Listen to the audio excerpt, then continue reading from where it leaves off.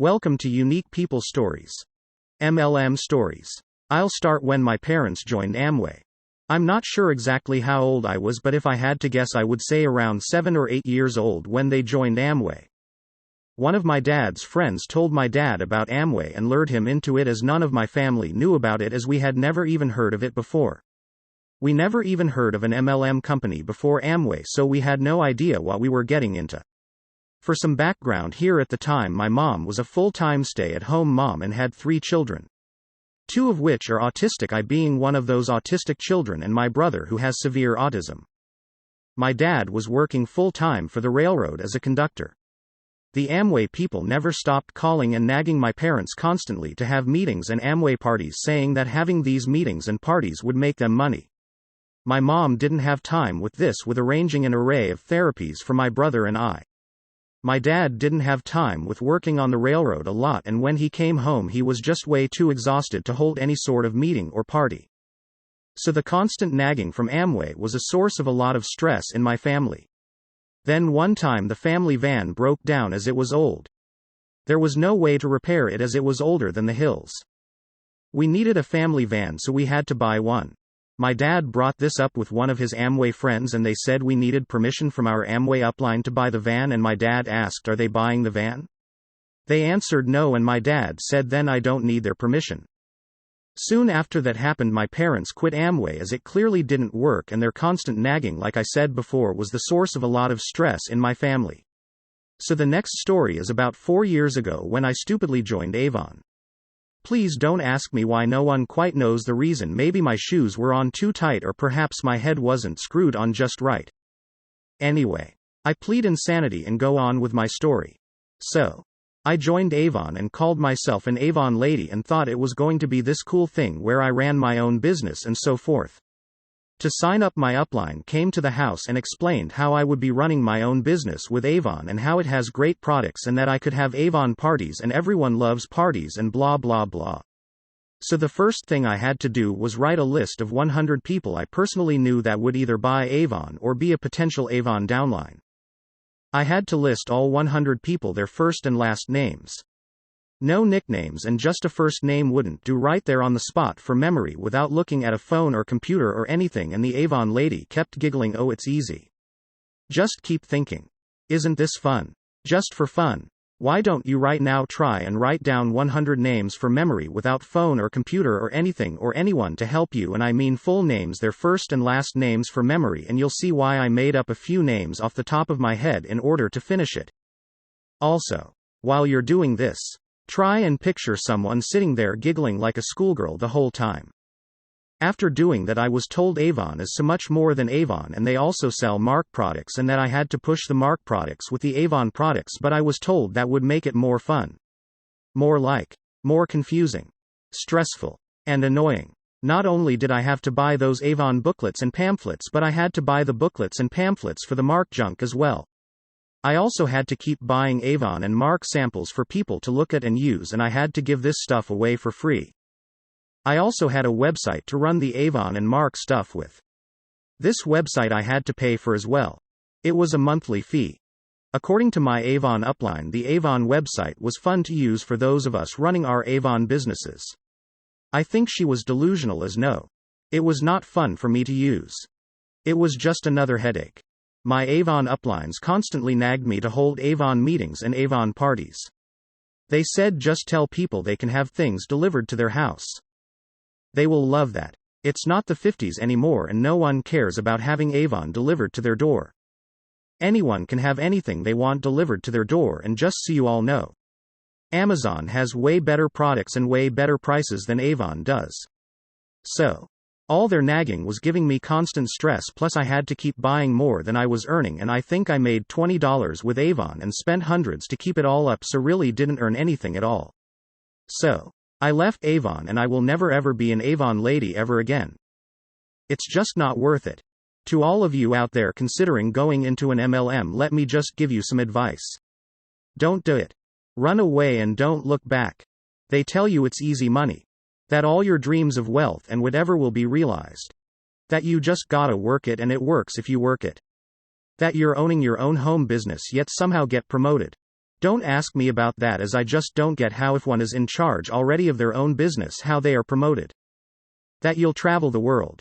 That you'll be in charge of it, not mentioning all the nagging they will do. Telling you to have meetings and parties and so forth. That you'll make lots of money. No, you won't. It won't happen with an MLM. It just won't. It's money down the drain. You might as well burn your money, as MLMs are money takers. You will not earn money with them. That it's easy to do. Nope. It's not. That people will love you and admire you for having your own business. No, that won't happen either. People will start avoiding you because you'll be pushing this stupid thing constantly as it takes over your life. You'll be consumed by it and people will hate you for it. They will not love you for it. No one will admire you for it either. In fact, with any luck, you will either end up as a story on some Reddit sub. Do not join any MLM. It doesn't matter what it is or how long they have been around or how much money they say they are making. It's all show. They ain't making a cent, trust me.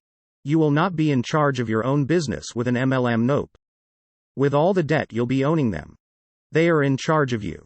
It's not your business at all. That's a total lie. Your dreams won't be realized, but your nightmares certainly will be.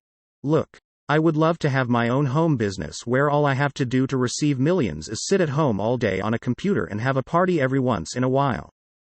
It's a nice dream, but it's not reality. Don't ever join an MLM. You will regret it. Trust me. This took place in West Auckland, New Zealand. It's where I grew up and it's infamous for being a shithole to the point one of New Zealand's most famous TV shows was based on it being a shithole. The poverty cycle is very common there. As is poor education. Having been fortunate enough to escape it, I get infuriated at scammers who target that crowd. Around 2009, when I was 17, I worked in a supermarket there as a cashier. The assistant manager, Sandy, was in her 50s and had recently resigned.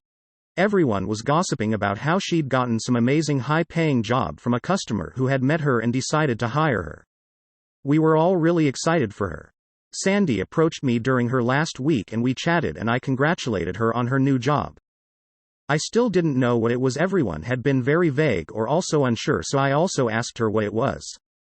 She winked at me and smiled and told me it was a bit of a secret for now, but if I wanted to come to her leaving party she'd make the announcement then. I said sure.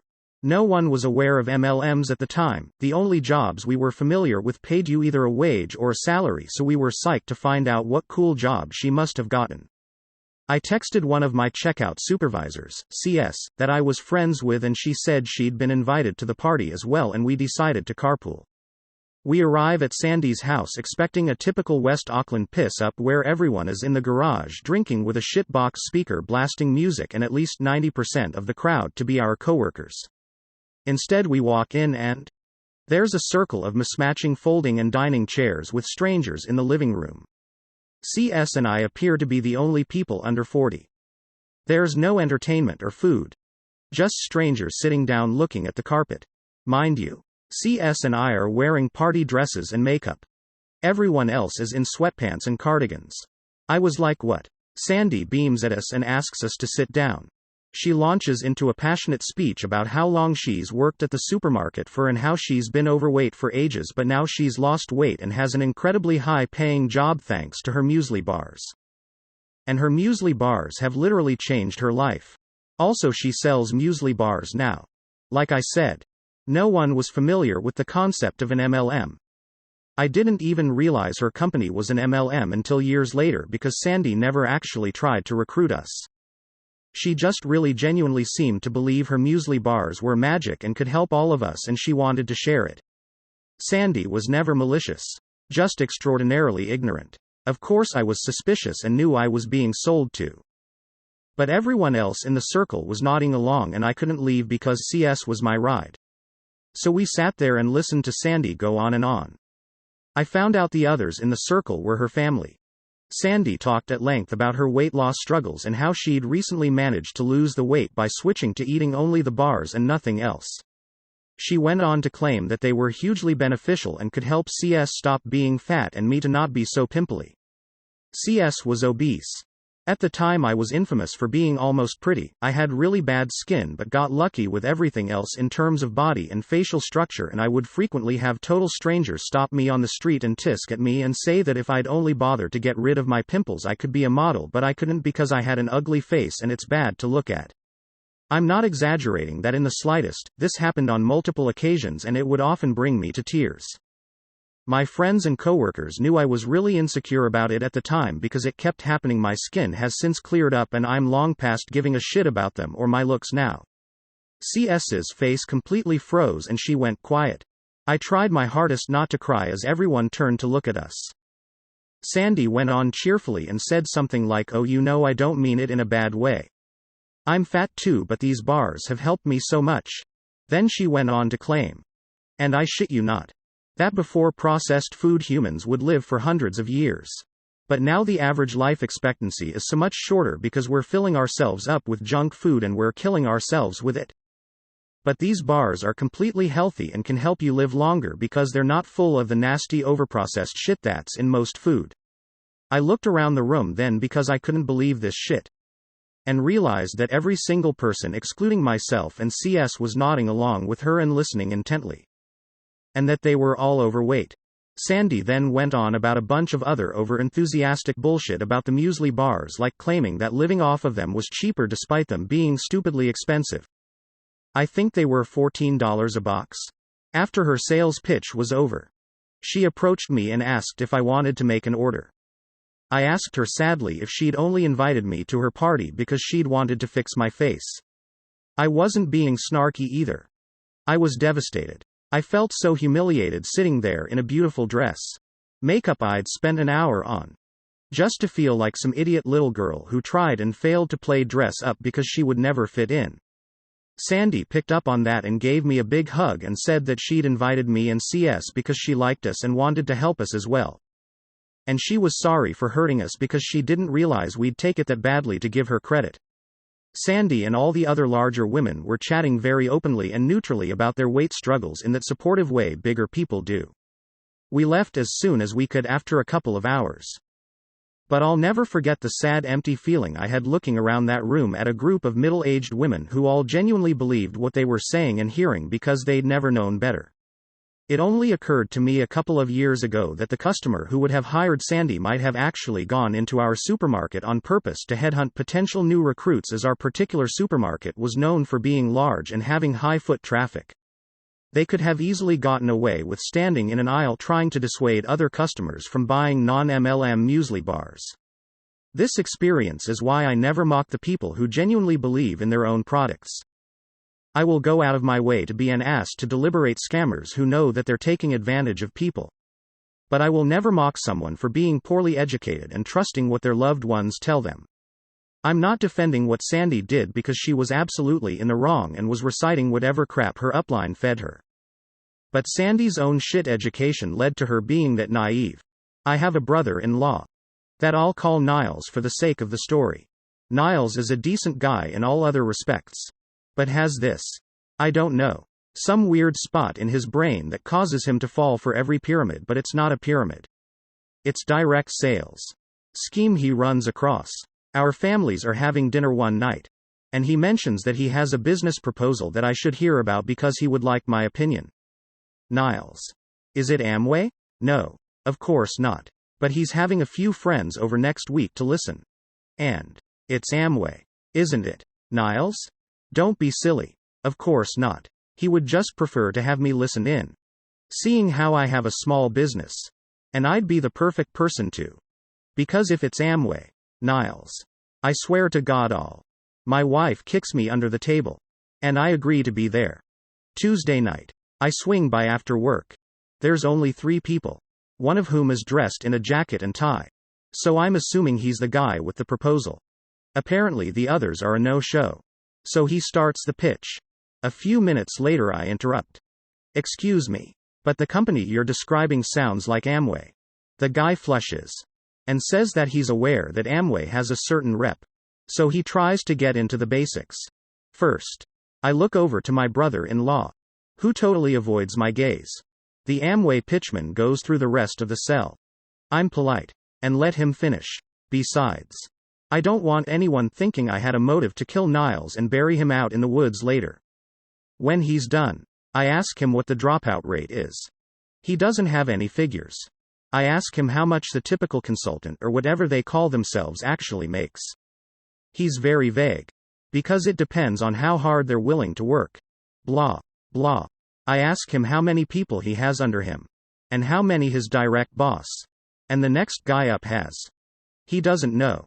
In fact, he had little or no idea about anything: sales figures, product usage, market demographics, what sold, what didn't sell. None of the basics. So I pull out my TI business statistical calculator. I had brought it with me because I just knew it was going to be Amway. And ran some numbers based on what I knew about the population of the area. I told him that it was my opinion that the only people who were going to make any money would be the ones 2 levels above him. And anyone lower would be spinning their wheels. The other 2 friends lose interest. The Amway guy starts packing up his stuff to leave. Has a few words with Niles and his wife. I wish him well as he heads out the door. Now I'm left alone with Niles and Daphne. I give them the stink eye. And immediately he said, I figured you'd be smart enough to know it was Amway. Daphne says, and we knew if we told you then you wouldn't come. I could not parse the logic of this. But I did tell him that I'd hoped he wasn't going to sign up for anything. Especially since he heard what I told the guy. Niles and Daphne looked at each other. Too late. They'd already invested several $100s. Got a starter kit. And was hoping to get his friends at work to buy things. Absolutely nothing I'd said scared them off. Either. Several years later they were in the hole. Of course. Anyhow. When I got home, my wife asked me how it went. Daphne had already told her it was Amway. She was hoping I might talk some sense into her brother. But as most of us know, getting into a MLM is a lot like being into a religion. You can't approach it with logic, they have to talk themselves out of the hole. Again. In other aspects they're great people. But a few years after Amway, they got into Herbalife. Thank you for listening. Were you ever contacted by MLM?